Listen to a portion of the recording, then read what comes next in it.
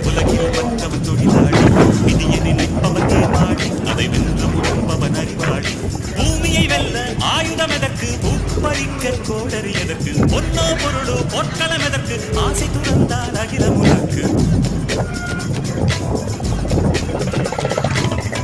ஒருவன் முதலாளி உலகில் மற்றவன் தொழிலாளி விதியை நினைப்பவன் ஏமாடி அதை வென்று முடிப்பவன் அறிவாளி